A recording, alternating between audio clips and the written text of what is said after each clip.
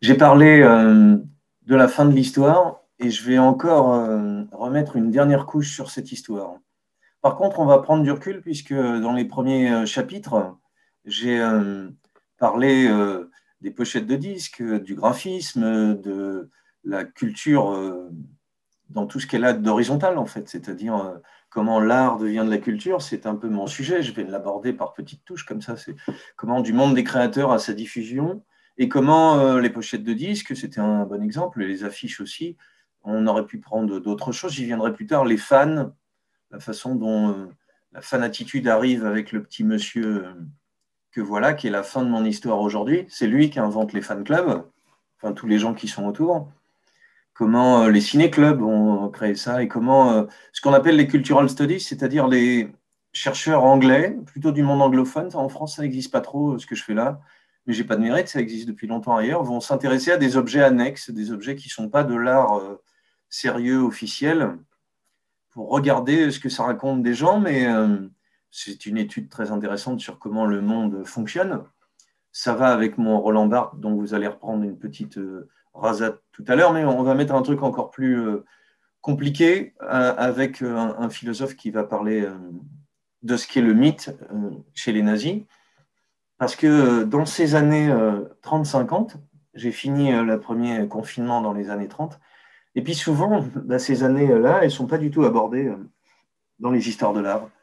Parce que bah, l'actualité, ça me permet de partir du tout petit. Là. J'étais sur les pratiques, les usages, la façon dont la culture donc passe des créateurs au domaine de la vie de tous les jours, parce que je voulais montrer à quel point nous sommes dans un monde d'images. Et ce qui va me permettre d'aborder demain le chapitre numéro 2, qui est la vie en direct, l'art le plus réel possible, le plus impactant possible, qui va nous amener à découvrir les performances, l'improvisation en art, des choses qui, dans ce monde d'images, veut faire sécession, en fait. On a trop d'images, on voit trop de trucs dans tous les sens, on voit trop de gens qu'on connaît et qu'on reconnaît et qu'on re-reconnaît. Même si la merveilleuse écrivaine Anne Savelli, qui est passionnée de Marilyn Monroe, fait une hypothèse intéressante qui va avec ce qu'Antoine Cyr explique, c'est-à-dire qu'elle serait peut-être l'auteur, par son art de la coiffure, de la pose, de l'expression, de la présence, du maquillage, de l'habillage, elle serait peut-être l'auteur un petit peu plus des photos d'elle qu'on ne le croit.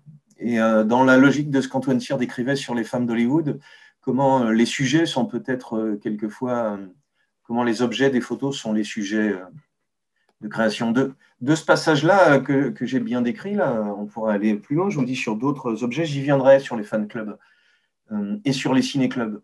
Comment tout ça infuse la société, comment elle se retrouve partout. Et en même temps, je voudrais le mettre en parallèle d'une histoire bien plus grave, puisque dans les années 30-50, je vous disais qu'il n'y a jamais ça dans les livres d'histoire, de l'art, mais parce qu'on a une grosse guerre mondiale, des activités horribles dès les années 20 en Europe, des dictatures qui s'imposent, qui vont rester quelquefois très longtemps, même si elles sont discrètes au Portugal, même si elles commencent très tôt en Italie, en Espagne, et même si les petites manigances d'Hitler commencent aussi très tôt. Je voudrais expliquer quelque chose d'assez complexe, pas compliqué, mais complexe, et qui n'est jamais abordé tellement dans l'histoire de l'art. Déjà parce que c'est chatouilleux, la dictature, les tensions. C'est en gros, qu'est-ce que c'est dictateur ou qu'est-ce que c'est grand pays, puisque je vais parler du RSS, je vais parler d'Allemagne nazie, je vais parler de l'Europe qui est en France un peu à l'arrière-train de tout ça, et le grand gagnant de tout ça, les États-Unis. Comment, si je prenais un mot d'aujourd'hui, ils exercent du soft power, c'est-à-dire comment ils comprennent plus ou moins consciemment que la culture va être un moyen de faire pression et de donner envie à tout le monde.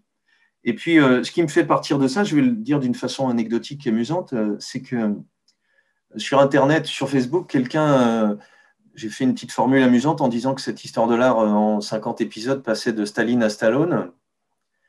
Quelqu'un a dit à Staline, grand artiste. Et en fait, c'est ce que je voudrais commencer à montrer là, un livre qui est tout à fait passionnant. Madame Camille Boiseau, dont il faut acheter le livre, évidemment, me disait qu'elle allait dépenser une fortune avec tous les livres que je conseille. Voilà, il y a un livre qui est sorti il y a quelques années de Boris Groys qui s'appelle Staline, œuvre d'art totale. Je voudrais aborder comment, habituellement, si on chasse les années 30-50 des histoires de l'art, sont très peu traitées, même dans le Bernard Blisten, des choses sur les années 40, il n'y a rien, 50 exclus, hein, bien évidemment, de 30 à 49, parce qu'on pourrait penser avec raison que ben, l'Europe est occupée à se battre. Ben, premièrement, il y a des tas de pays qui ne sont pas en guerre, même si elle est mondiale. Elle est en Asie, elle est un peu partout. Il y a des pays qui continuent à développer, on le verra à partir de demain, un art politique au Mexique, avec Diego Rivera, encore plus important en un sens que Frida Kahlo.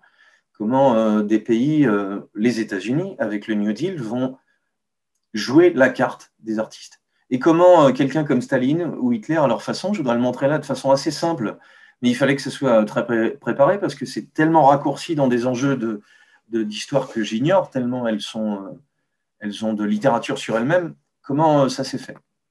C'est facile à résumer. Avant Staline, avant ces années 30, on avait laissé Rodchenko, créateur génial, photo, base oblique, bascule de la perspective. Vertov, qui fait la même chose, l'homme à la caméra, qui invente un cinéma qui joue du vocabulaire du cinéma sur impression, éléments qui se croisent, qui se retrouvent, jeu de décalage dans la narration, parce qu'il n'y a pas de voix off, il n'y a pas de comédien, il n'y a pas de héros. Le même Rodchenko dessinait des habits pour le travail, c'est-à-dire un art sous le début de l'URSS qui demande aux artistes d'avant-garde, puisque c'est ça mon enjeu d'aujourd'hui, comment les grandes nations, comment les grandes capitales jouent avec l'avant-garde. Pour faire court, si vous vous endormiez, Staline va refuser et va éteindre l'avant-garde, Hitler également, pas tout à fait clairement, et les États-Unis vont s'appuyer dessus. La France va perdre le leadership de l'art qu'elle avait juste avant ces années 30. Qu'est-ce qui se passe? Rodchenko travaille sur des combinaisons, il fait même cette merveilleuse, il dessine le mobilier, les objets, les présentoirs, il fait même des présentoirs à affiches de Lénine, ce qui est quand même pas rien, les affiches elles-mêmes, la photo, la typo, c'est vraiment un artiste complet sur lequel j'ai déjà pas mal travaillé. Tatlin, tout autour, va fabriquer des sortes d'architecture-sculpture qui sont comme des prototypes de recherche de cette société industrielle de demain, en fait, qui a une sorte de rêve dans l'avant-garde, qui est un terme qui vient de la guerre. L'avant-garde, c'est ceux qui sont devant. Et il y a quelque chose de l'engagement, en fait, dans toute cette modernité dont j'avais parlé, c'est-à-dire de vouloir effacer le passé et proposer quelque chose qui regarde plutôt le futur. On a ça chez Vertov, donc dans ça quand même, regardez ça, c'est libre d'accès maintenant, l'homme à la caméra, c'est vraiment, sérieusement, c'est un chef-d'œuvre, on ne peut pas dire autre chose. Rodchenko, cette bascule qui va, donc en jouant avec le décalage plus d'horizontal, cet effet de bascule va donner une dynamique, on a des choses qui sont plus fortes sur le côté d'un côté et de l'autre, on va avoir un élément foncé ici, un élément clair, et on ne sait plus très bien où est celui qui prend la photo, peu importe, parce que le dynamisme de l'image, il fait partie de ce que cherche à montrer Rodchenko. À partir du moment où la forme qui est choisie, le cadrage, le rythme, correspond au message qui veut être véhiculé, celui du rythme de la vie et de son accélération, en fait, c'est ce que j'avais laissé dans les années 20-30, accélération au pluriel. Voilà, les rotatives de presse peuvent devenir un escalier qui se retrouvera chez Eisenstein, le quatrième de cette bande, même si on pourrait mettre Shostakovich et Meyerhold avec. Voilà comment les images deviennent des images de presse, des images de propagande pour valoriser une vie nouvelle, et comment cette femme au Leica est une façon à la fois de faire un portrait très beau et une sorte de mise en scène de la vie moderne, et en même temps au Leica, c'est-à-dire de la créativité russe. Le même Rodchenko prend en photo un pur génie du début du siècle, Mayakovsky. Rodchenko s'amuse à faire des livres pour les enfants, et puis il fait cette affiche avec Lily Brick, la merveilleuse, en photo, en incluant du graphisme avec de la photo. Staline arrive, et qu'est-ce qu'il fait? Il arrête tout, c'est simple. Sa culture, son jeu, oui, il y a peu de temps, à la Cité de la Musique, une exposition qui comparait le rapport de Staline et de Lénine à la musique. Comment ces politiques, ces gens qui accèdent au pouvoir, qui vont après, pour Staline, développer des purges, et dans lequel il va mettre des artistes, comment ils vont avoir l'idée plus ou moins de s'appuyer sur l'art. si on reprend ça, et c'est souvent mis de côté, puisque on a souvent une histoire des vainqueurs, hein, c'est-à-dire ceux qui gagnent vont être ceux qu'on valorise. Et Frantz Fanon nous a appris que c'est peut-être pas mal de regarder aussi une histoire des vaincus. Subramaniam aussi, le philosophe indien. Regardons l'histoire, c'est Thomas Sankara qui dit ça. Si les lions pouvaient raconter les histoires, on aurait d'autres histoires de chasse. Voilà. La créativité industrielle de la Russie, Lysenko, le théoricien de la science prolétarienne, la valorisation de la science, c'est une idéologie, en fait, une culture aussi, parce qu'elle va infuser, elle va se retrouver, je voudrais le montrer, dans les rêves, dans l'imaginaire du prolétariat dans toute l'Europe. C'est-à-dire que dans les années 30 et jusque 33-35, l'URSS fait aussi rêver. Voilà, l'usine de tracteurs qui sera reconvertie en char d'assaut, elle sera aussi jusqu'à cette grande purge de 36. Voilà, les goulags, vous voyez les points. Ce serait l'occasion, c'est la seule façon de sourire de quelque chose d'aussi triste qui est finalement peu connu en France, peu traité. Sont les merveilleuses bandes dessinées du goulag de Dimitri qui arrive à faire quelque chose de drôle de ça. Voilà. Qu'est-ce qui bascule ici? C'est que ce que Boris Groys explique, c'est que Staline ne joue pas le jeu de l'avant-garde. Il avait dans sa main la possibilité d'un nouveau vocabulaire visuel, complètement nouveau, dans lequel les États-Unis étaient très très loin de pouvoir, avec lequel ils ne pouvaient pas rivaliser. Il va l'abandonner totalement. Il va déporter Mandelstam, par exemple, au Goulag. Et le marqueur de cette période-là, c'est le suicide de Mayakovsky dans les années 30. Le lien à l'avant-garde s'arrête définitivement. Il ne s'arrêtera pas complètement dans l'imaginaire. Oui, l'évolution de prisonniers de Goulag, c'est invraisemblablement important. Cette possibilité qu'a, non pas seulement les artistes de créer, mais pour l'État, pour les capitales, pour la puissance de s'appuyer sur ce monde d'images pour prouver quelque chose. Alors, on a ce petite exception, c'est le petit monsieur Gagarine qui va longtemps faire rêver les petits gamins, fils d'ouvriers ou pas, sur ses exploits. Et même un petit chien avant lui.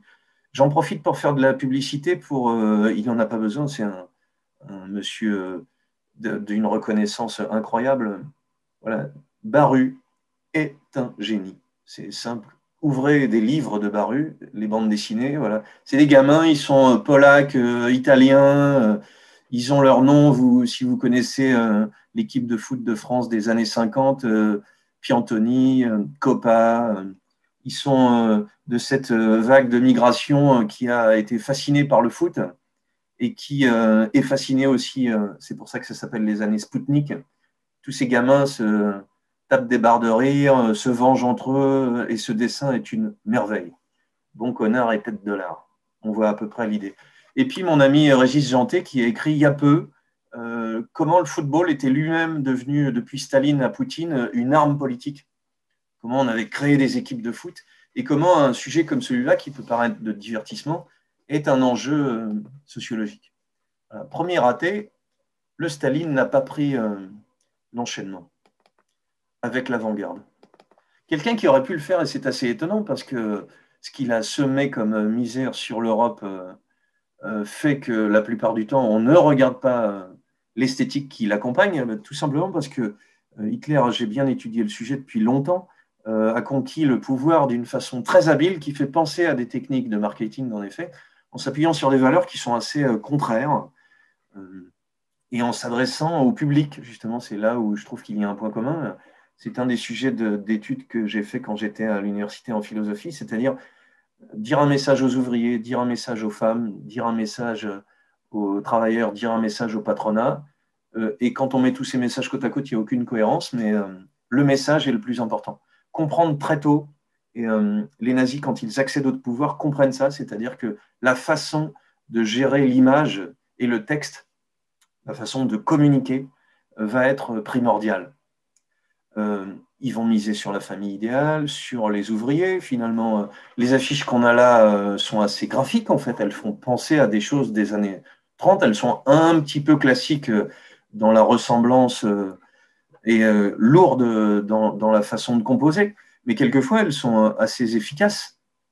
Et ce que promet Hitler dans du travail, des autoroutes et c'est ce qu'il a réalisé d'une certaine façon en montant l'économie allemande d'une façon invraisemblable, il pouvait s'appuyer sur une créativité industrielle qui était très très forte et qui était très créative. On a là un exemple d'un petit chef-d'œuvre de l'histoire du design.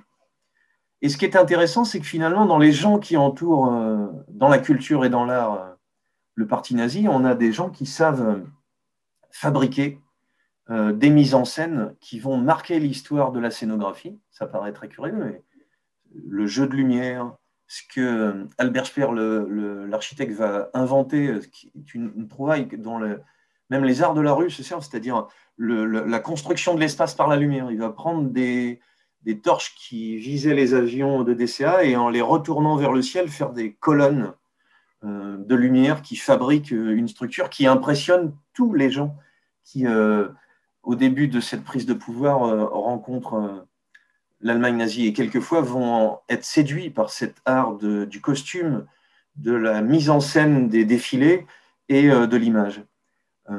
Albert Speer est là avec Hitler. Troisième possibilité qui était là, c'était justement donc, cet art de la conviction, de la mise en scène des spectacles comme un spectacle, de la mise en scène spectaculaire du monde. Par contre, elle se fait au service, quand ils seront au pouvoir, d'une architecture tout à fait banale, en fait. On dit beaucoup que Hitler était un architecte raté, et Speer répond à une commande de quelque chose qui est très, très, très classique. Même si on se penchait sur ce sujet du néoclassique, comment on remet des choses classiques, on pourrait penser à de l'architecture américaine, qui est le même fantasme, le même, de colonnade, de retour à l'excellence de quelque chose qui les avait précédés. Le moment où l'art nazi est le plus intéressant, c'est quand il ose être formel. Alors, ça ne marche pas tout à fait avec Arno Breker. Il va surjouer les hommes musclés en allant trop dans les détails et en développant trop fort. Voilà, il a des copains connus. Cocteau, on peut en voir un dans la chapelle, Ami Laforêt. Il n'est pas mauvais sculpteur, mais il a tendance, et la vulgarité qu'on va voir juste après vient de là, à trop en faire. La vulgarité, c'est quand on veut montrer trop de détails, trop de savoir-faire, trop de petites choses qui montreraient que c'est bien fait et petites choses qui montreraient que c'est beau. Quand on en fait trop comme ça devient... tous les éléments parlent en même temps.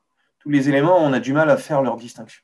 Le deuxième argument qui va en faveur de leur esthétique vers la modernité, c'est le monsieur qui est au premier plan, qui s'appelle Goebbels, qui va s'appuyer sur une réalisatrice de cinéma qui est brillante, qui s'appelle Leni Riefenstahl, dont on peut voir encore des images qui vont avoir l'idée, Leni Riefenstahl va avoir l'idée d'inventer des plans de caméra vus du dessous pour filmer le sport dans les dieux du stade, que voilà, Olympe, d'avoir l'idée du travelling dans des fauteuils, tout un tas de choses qui, évidemment, moralement, c'est tout à fait ennuyeux que des gens dont l'idéologie est plus que méprisable sont des créatifs, mais ils inventent un vocabulaire tout à fait nouveau. Et on pourrait penser à ce moment-là que Hitler va s'appuyer sur un savoir-faire nouveau. Il y a une anecdote qui est invraisemblablement folle, c'est que Goebbels lui-même il s'occupe de la propagande, va recevoir Fritz Lang, l'auteur, le cinéaste allemand, qui a fait 26, quelques années avant, Métropolis, c'est-à-dire qui a inventé un monde complètement fou, dont d'ailleurs le scénario est écrit par sa première femme, qui est plutôt nazie, elle. Fritz Lang raconte dans ses mémoires qu'il est reçu par Goebbels, qui lui dit « Nous allons vous engager comme cinéaste ». Et il leur fait remarquer « Je fais un peu vite et vous me pardonnerez ce raccourci, je vous demande d'aller voir par vous-même ». Il lui dit « Mais je n'ai aucun désir de servir le régime nazi. On vous donnera tous les pouvoirs, on vous donnera l'argent, on vous fera directeur du cinéma allemand. » C'est-à-dire que Goebbels a l'intuition que des gens qui sont des créatifs d'avant-garde peuvent servir le régime. C'est une idée qui est assez forte et assez peu fréquente. Et Fritz Lang dit je lui fais remarquer quand même que j'ai des origines juives, et Goebbels dit ce qui est juif ou pas, nous le déciderons. C'est vraiment une décision de publicitaire que de pouvoir dire des choses comme ça. C'est-à-dire que ce n'est pas l'idéologie qui prime, c'est l'efficacité. Dieu soit loué, si je peux m'exprimer ainsi, Goebbels ne va pas être entendu. Le lendemain, Fritz Lang est dans le train, il part pour les États-Unis et il va transformer l'histoire du cinéma là-bas.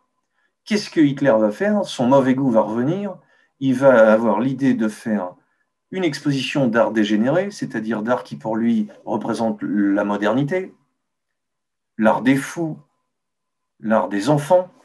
Il est en train de visiter cette expo avec Goebbels qui, contrairement à l'image, a avalé son chapeau. Il y expose des très beaux Émile Nolde, tout l'expressionnisme allemand qui était la nouveauté très créative de l'Allemagne. Il lui tourne le dos en faisant cette démonstration imbécile de mettre côte à côte cette créativité qui s'était tournée vers l'art qu'on appelle primitif pour trouver d'autres formes, d'autres façons de travailler. Voilà Émile Nolde, qui aura la mauvaise et fâcheuse idée de draguer le parti nazi et il se fera chasser, et de comparer ces œuvres d'art modernes à des dégénérescences physiques.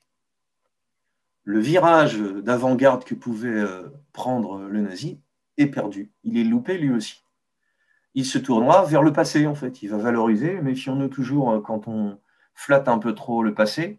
Le c'était mieux avant. Les peintures de David Friedrich du 18e, 19e siècle, les peintures de la Renaissance allemande d'Aldorfer, et puis une valorisation plus que ratée voilà, Aldorfer, de l'art allemand en 1937, avec ses sculptures grandiloquentes, trop grandiloquentes, de Breker, ces défilés qui, à force de vouloir en faire de trop, dans cette exposition internationale, flattent une espèce d'Allemagne fantasmée, puisque évidemment tout ça est construit et reconstruit au service de cette idéologie. Voilà à quoi ressemble Ivo Saliger, qui est le grand peintre, si on peut appeler ça comme ça. Voilà. Ça pourrait être très ancien, ça sortirait des années 20, et c'est de la peinture honorable, de construction, de composition, mais qui n'est en rien nouvelle, en rien d'avant-garde. Et même si on supposait qu'elle soit classique, pas très intéressante dans sa construction. Max Bergman, pareil. Et puis on va vers des chromos, hein, vers des clichés qu'on peut appeler Heimat, c'est-à-dire l'idée de la patrie, qui va intéresser des années plus tard un cinéaste allemand comme Fassbinder. C'est-à-dire, dans l'après-guerre, des artistes allemands auront la présence d'esprit de travailler cette vision idéale du passé qu'avaient les nazis. Même chose avec la Coulabart et Nancy. Et même chose, et c'est interféré, avec Gerhard Richter, qui n'apparaît pas. Si, voilà. Le peintre qui va travailler sur des images de son oncle qui était nazi, mais en jouant avec le flou de la peinture, il va fabriquer une espèce de rapport curieux à son passé, à l'ensemble de ce qui était avant lui. Alors le sujet paraît un peu lourd.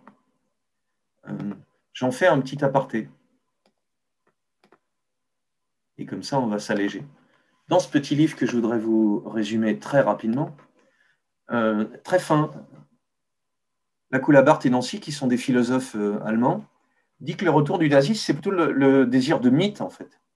Qu'est-ce que c'est que... Il ne s'agit pas, c'est un très grand résumé sur une intervention que j'avais faite, il ne s'agit pas d'opposer l'image au discours. Et rappelez-vous ce que disait hier Roland Barthes, c'est-à-dire, il ne s'agirait pas de dire d'un côté, il y a l'image, la propagande. Ils disent que sous Weimar, c'est-à-dire la démocratie préalable, et la démocratie a ce problème-là tout le temps, elle a un problème d'image et de figurabilité, c'est-à-dire à quoi elle ressemble. Elle a du mal, elle n'a pas de héros, AUT et OS. Elle n'a pas de choses à montrer forcément fort. C'est la fin du mythe du progrès, et un autre mythe se constituera. Et ce que décrivent, j'avance un peu sur le mythe, voilà. Qu'est-ce que c'est que le mythe? Parce qu'ils ajoutent que la dénonciation des mythes, c'est toujours un mythe lui-même, c'est-à-dire le mythe de ça, le complot de ça, c'est aussi autre chose. Voilà, ce que Hannah Arendt, qui connaît le sujet, dira, et qu'il cite, page 217, le mouvement de l'histoire, c'est le procès de cette notion qui dit, on prend la fin de sa phrase, tout devait arriver dans l'ordre qui est arrivé. Voilà. L'idéologie, c'est ce qui permet de dire, c'est comme si aujourd'hui, tout était arrivé pour que ça arrive. Relire l'histoire de cette façon-là, c'est la relire sous la forme du mythe, dit Arendt et disent la Coulabart, c'est-à-dire tout est fait pour montrer que ça devait arriver là. Celui qui fait ça ment. Il fabrique un mythe. Voilà, cette notion pour que corresponde point par point tout ce qui arrive conformément à la logique d'une idée. Voilà. Ce qui nous intéresse et retiendra, c'est l'idéologie, propose une explication politique du monde, une explication de l'histoire, qui n'est que son auto-légitimation. C'est-à-dire, le mythe, c'est ce qui dit, nous, nazis, nous devions arriver jusque-là, nous, Russes, nous étions arrivés jusque-là, et ce qui va être passionnant, c'est que l'Amérique ne va pas fonctionner comme ça. Les mythes qu'on a vus hier, ceux de Elvis, sur lequel je reviendrai, celui de Marilyn, le mot a été prononcé hier, il va être reprononcé juste après, c'est presque un peu infantile. Consommation, facilité, légèreté. Et c'est ça qui va gagner par contre. On va essayer de regarder comment. Si je reviens en Europe, et la comparaison va être parlante, en 14, et le musée le plus passionnant sur ce sujet, c'est le musée des années 30 de Boulogne-Billancourt. Faites un petit crochet à la maison Albert Kahn pendant que vous y êtes. Bouten-Monvel, qui est le fils du bel illustrateur alsacien, peint le comte Pierre de Quincenas. Finalement, la réponse culturelle à cette période, en France, c'est de s'attacher à la bourgeoisie, la haute bourgeoisie, le savoir-faire artisanal de haut niveau, le luxe, appuyé sur ces colonies. Voilà les dessins de Yakovlev, qui fait des Chinois, qui fait des dessins merveilleux. Il part plus tard dans la croisière jaune et la croisière noire, dont le nom suffit à comprendre qu'est-ce qu'on va y faire. Si vous avez envie de savoir ce qui se passe dans les années 10, je mettrai, petit clin d'œil à Madame Dominique, le meilleur film de Jean-Jacques Hano, c'est son premier, La Victoire en chantant. Une merveille de merveille. Paul Poiret et Lampica qui me servait de modèle pour cette petite conférence. Voilà. La façon dont, qu'est-ce que c'est que cette peinture? Un portrait, une publicité pour un pullover, une publicité pour Megève où elle se trouve, la vie rêvée, sortie du domaine politique, sortie du monde politique, et la vie qu'on nous vend, qui est très séduisante d'ailleurs, qui me permettrait d'avoir envie de vivre dans cet espace-là. Voilà Lampica, la voilà en femme libre au volant de sa voiture. Et voilà ce qui se trouve au musée des années 30 de Boulogne que je trouve remarquable. C'est Georges Sebag, le père de l'homme de télévision, qui fait de cette petite Vénus, sortie d'un coquillage maillot, un symbole mythique, mythologique. On y revient toujours. Ces années 30 sont obsédées par le mythe et par ce qu'on peut faire de lui. En France, c'est la grande époque de l'art déco et du savoir-faire de Ruhlmann, des choses qui sont très renommées aujourd'hui, encore Yakovlev, voilà Ruhlmann, des êtres acajou, bronze, argent, velours noir. Voilà, des choses qui coûtent une fortune, qui valorisent la vie facile, rêver. Voilà une petite table de jeu dans laquelle on a son petit cendrier intégré. Et le monde du transport, du mouvement, du train, de l'avion, le monde facile qui s'appuie, le paquebot Normandie que voilà, et l'incroyable musée des colonies et leurs salons respectifs. Parce que cette richesse, on le sait de plus en plus puisqu'on s'intéresse à cette question, s'appuie sur l'exploitation des colonies, dont on voit certaines peintures de Covy, par exemple, toujours au musée de Boulogne. Cette fascination pour la réussite, elle est seulement dans un monde de luxe qui ne correspond pas à la société qui est en train d'arriver. J'en profite quand même pour une deuxième façon de lire la colonisation en France. C'est la deuxième, c'est censé être en 1938, et c'est surtout adapté de Jim Thompson de la série noire, voilà, 1275 âmes, mais un peu aussi du voyage au bout de la nuit et un peu aussi du voyage au Congo. Voilà, le puant de l'ambiance coloniale et le ridicule qu'il peut y avoir dedans, qui va être la limite de cette Europe. Il se passe quelque chose d'invraisemblable qui va nous faire la transition dans ma dernière partie. L'Europe est occupée, Hitler prend le pouvoir, il envahit la France, Et que font les États-Unis? Que fait ce monsieur qui est un pur héros, Varian Fry, F-R-Y? Eh bien, il vient avec une mission secrète, une cache à Marseille, une liste à la villa Bel Air à Marseille. Il loue une villa. Il a une liste de gens qu'il doit sauver, une liste de scientifiques, d'artistes, que voilà. Hannah Arendt, Belmer, Bronner, Breton, Chagall, Duchamp, Max Ernst. Il a l'idée, il y a des Allemands, Krakauer, qui est un merveilleux théoricien du cinéma, Manieli, il a l'idée que ces artistes doivent être aidés à être exfiltrés vers les États-Unis. Il va leur fournir une cache, alors qu'il est surveillé par la police de Pétain, Varian Fry, des passeports. Ils vont passer par le Portugal, qui est neutre à ce moment-là, et en avant pour les États-Unis. En avant pour les États-Unis, c'est pas fini, ce sera encore plus fort. Max Ophuls, Benjamin Perret, beaucoup de surréalistes, André Breton, qu'on a vu sur la photo juste avant, avec Ernst qui est à gauche, et André Masson, qui va avoir une telle importance pour les artistes dont je parlerai demain, Jackson Pollock et Rivera. Cette mauvaise période, occupation, déportation, on aura du mal à la guérir en France, hein. On aura du mal à la regarder parce qu'on préférera se tourner vers les États-Unis, à tel point que ce Nuit et brouillard de 1955 par le merveilleux Alain Resnais sera longtemps censuré en France pour une seule image, hein, celle d'une présence, la silhouette de gendarmes français sur un plan près d'un camp de déportation français. Tout simplement parce que notre rapport à l'histoire mettra beaucoup plus de temps à être examiné, à être questionné. On n'arrive pas à voir ça. Alors vous allez me dire, j'ai l'air de m'être éloigné loin de ma fin, les États-Unis. Alors je vais vous montrer une merveille qui résume bien l'ensemble dans les 5 minutes qui me restent.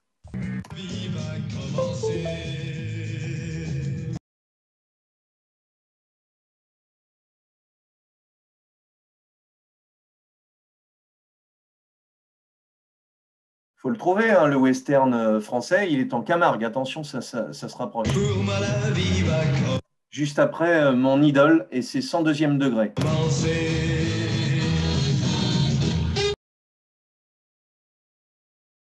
J'en ai marre, parce qu'avec les bottes, c'est lourd sur scène. Les bottes, je les mets maintenant pour monter à cheval. Mais tu as vu en ce moment la mode vestimentaire country qui revient grave, là. Nudie. Costume de chez Non, non, mais même... Attends, l'autre jour, ma femme reçoit le catalogue de La Redoute.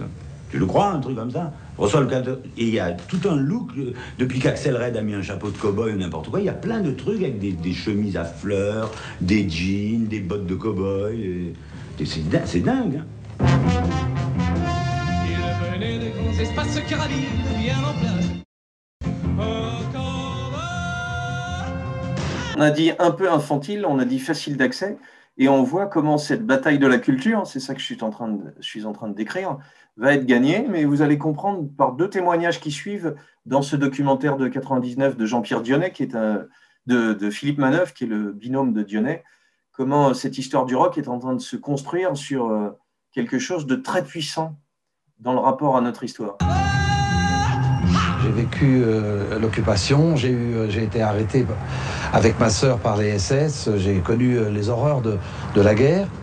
Et lorsque j'ai vu arriver les Américains avec leur Jeep sur la côte normande, c'était un rêve. Le rêve, il a commencé là. Pour moi, l'Amérique a commencé là. C'est là que j'ai découvert les Américains, c'est au débarquement. De Gaulle, il est dans un contexte... Voilà, celui qui va parler, et ce qui me fait montrer cet extrait, c'est important sur ce rapport à la culpabilité, sur ce que les artistes allemands sauront faire plus tard et que les artistes français mettront beaucoup de temps à pouvoir digérer ce rapport à l'occupation, à la déportation, à la culpabilité réelle de la France sur certains sujets bien précis. On va voir ce qu'en dit le Moebius en question. De Gaulle est trop sérieux, vous allez comprendre. Dramatique, spectaculaire de la fin de la guerre, de la reconstruction du pays, avec derrière lui toute une catégorie de gens qui représentent la queue de la nébuleuse culturelle française à son apogée, avec des gens comme Mauriac, comme Malraux. Et pour les gens de ma génération, c'était un héritage trop lourd. C'était trop tourné vers des problèmes que nous, on voulait évacuer, notamment tout le problème de la culpabilité, de la guerre, de la résistance, de la collaboration, qui n'était jamais vraiment abordé, mais qu'on sentait bouillonner d'une façon un peu nauséeuse, par en dessous.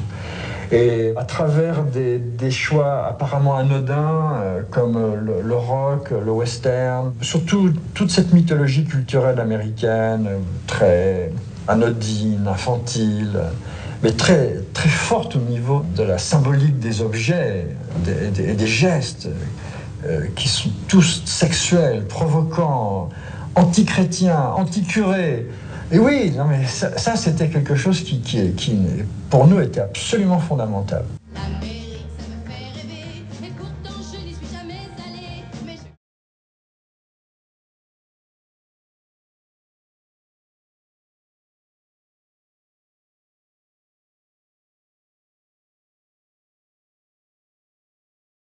Faire virer sinon.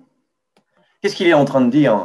Dans mon sujet qui avait l'air bien lourd avant, les grandes capitales qui se créent, la redistribution des cartes un peu partout, elle se fait, on l'a compris, au bénéfice des États-Unis, mais elle se fait aussi, je l'ai montré assez, et puis tout le monde connaît ce sujet, que ce soit Hugo Frey qui évoque cette occupation et la présence des Américains, ou que ce soit cet imaginaire que Dick Rivers illustre d'une façon merveilleuse, c'est-à-dire une espèce de personnage de bande dessinée qu'il est lui-même. Et ce qui me plaît dans ce type, c'est cette espèce de 17e degré qu'il a. Alors on ne sait jamais si c'est sérieux ou si c'est pas sérieux. Ce monde du cinéma qu'on a vu omniprésent, il a sa place dans la mythologie, non pas parce que, comme les stars dont on parlait hier, ça va être l'occasion de pouvoir aimer ce qui nous exclut, ce que l'image met à distance de nous, mais aussi parce que le monde qui est montré dedans est un monde plus facile, un monde de rêve et d'accès à des objets et à, il dit sexualité. Moebius, c'est très intéressant, c'est un homme tout à fait brillant qui a beaucoup réfléchi le sujet. Avec l'ambiguïté dont je parlais, les Allemands vont beaucoup plus travailler, Fassbinder, Richter, Polke, on le verra dans bien des cours, travailler sur ce sujet de la culpabilité. L'Amérique dont on parle, et je vais finir sur ça, c'est celle de Winsor McCay, c'est celle de Hopper, c'est celle du Chrysler Building, c'est-à-dire du modeste, du large, du spacieux, mais aussi du grandiloquent, de cette imagerie que nous fournit Dorothy Lange, Walker Evans, dont j'ai parlé hier, mais c'est aussi celui, et c'est ce qui me permettra de parler demain de ça, de Roosevelt, qui va donner, avec le New Deal, des moyens aux artistes, qui va fournir de l'argent aux artistes. Payer à Dorothy Lange, à Walker Evans, cette mission d'enquêter sur l'appauvrissement d'une partie des États-Unis, qui va valoriser le design industriel par la recherche de Raymond Lévy, le Français qui part vivre aux États-Unis et qui devient la réussite sociale extraordinaire de ce lieu. La valorisation par des figures mythologiques du train, voilà, on va faire Keaton à Chaplin, on l'a déjà dit, la valorisation du mouvement, ce qu'on va appeler la streamline, c'est-à-dire le mouvement qu'on retrouve bien dans ce genre d'objet. Ça pourrait être un petit objet, ça pourrait être un rasoir, ça pourrait être un aspirateur et ça pourrait être en même temps une locomotive en vrai, ce qu'elle est là. Tout est dans la suggestion du mouvement, tout doit aller vers demain. Et cette spirale qui sert de colonne à cette construction de lit, elle est ainsi. Marcel Breuer, qui construit au Massachusetts, c'est un des membres du Bauhaus qui est venu là. Superman dont on a parlé, et quand je prends quelques exemples, la Jeep 1940, la fin de la carrière de Mondrian avec ce merveilleux Broadway Boogie Woogie, c'est-à-dire une suggestion d'un Mondrian qui n'a jamais été aussi énergique que ça, des scintillements de la ville et de son quadrillage, le merveilleux Tupperware dont on oublie qu'il peut contenir un très chouette cassoulet qui n'est pas si lourd que ça quand il y a des petites fleurs à côté, les appareils photo, le premier ordinateur, voilà, tout l'imaginaire du futur qui se structure aussi dans cette image-là. Giro Moebius, le dessinateur, c'est à la fois celui de Blueberry, le western, et à la fois celui de la science-fiction de demain. je me faisais la remarque en préparant ça que Turing, qui est un scientifique anglais, va quand même faire une partie de ses études aux États-Unis et le lien de la science-fiction, la résolution de Enigma, la machine allemande, fait partie du monde américain de la libération, qui me fait conclure sur cette image-là de Mies van der Rohe, architecte allemand, créateur du Bauhaus, qui construit le symbole américain, la Seagram Building, le volume le plus simple possible, le système moderne de grilles qui se retrouve plaqué sur l'ensemble, monté sur pilotis pour être moins lourd, le rêve américain sur lequel vont travailler Rauschenberg, voilà, et dont je parlerai demain. À demain.